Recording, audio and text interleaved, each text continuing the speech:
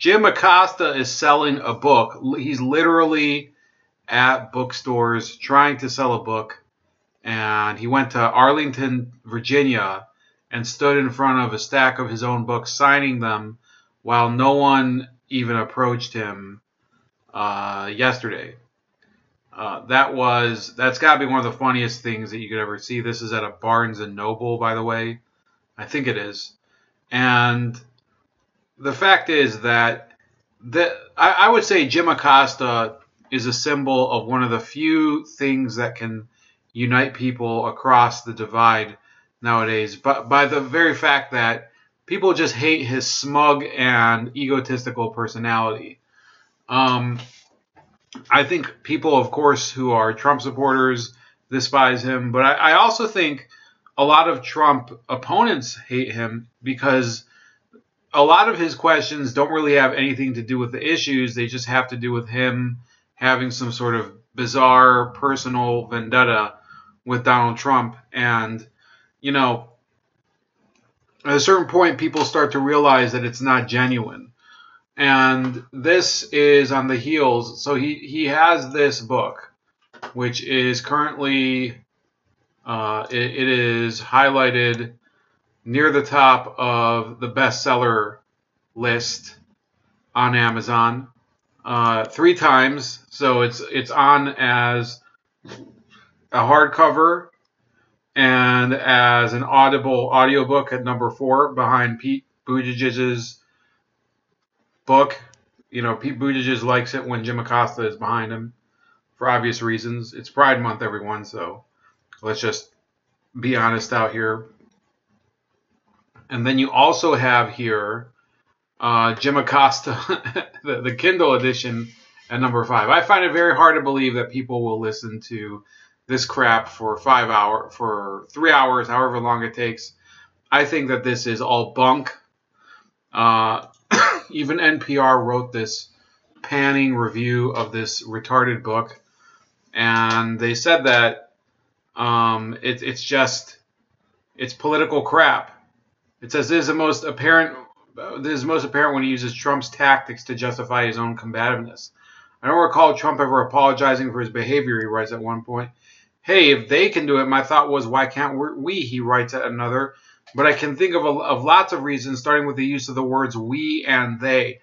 So, as a journalist, your job is to go and report, and if possible, use your platform to clarify what's going on. You're not there to basically be a warrior out there fighting against people, being combative and everything. Now, there are reporters who do that, but at a certain point, people start to realize, well, you're just that very pushy reporter who gets in people's faces. And typically, those reporters last only so long.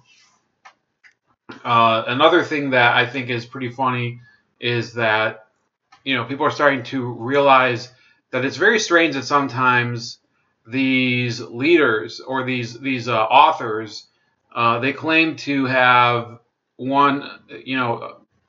sold so many books, but it doesn't really compute. For example, Valerie Jarrett had her book at number 1030 on Amazon's list of top sellers, which is not very high for book sales. It's not exactly microscopic, but you have to figure that if there's 1,000 books that are higher than you, how many books are you really selling? Some of the best-selling books only sell, 20,000 copies. And then they run out, of course. But writing a best-selling book is only so profitable. Even Bernie Sanders, I believe, yes, he made $1 million from his best-selling book. I don't think that's where the majority of his fortune comes from. Her book, which was published April 2nd, is number 1030 on Amazon's list of top sellers and has only 3 reviews on the site. It similarly ranks 1244 on Barnes & Noble, where signed copies are being sold for less than the suggested retail for unsigned copies. So that's what's really funny when you see these people promoting their books and then nobody really wants to read them. Of course, there are people who will release books that people end up buying almost as soon as they come out. I for example, if Bongino is coming out with a book, because I think his books are on the whole pretty good, You know, I wouldn't say he's an amazing author, but I'm very interested in the Secret Service. I'm interested in Russiagate. So I pre-ordered his book because I'm interested in it.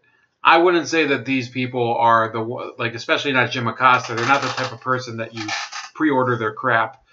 And Daily Wire made fun of it by saying, new book, Look at Me, I'm Jim Acosta by Jim. Look at Me, I'm Jim Acosta.